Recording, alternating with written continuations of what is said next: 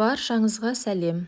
Бүгін мен ораза айында өте тойымды болатын, әрі дәмі ерекше барлығымыздың сүйікті жентті әзірлеуді жөн көрдім.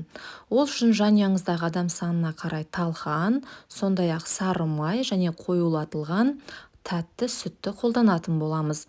Оларды жақсылап араластырамыз. Қолдың көмегімен біздің майымыз, қоюлатылған сүтіміз талқанға жақсылап араласу қажет. Сондықтан жақсылап барлығын езіп аламыз.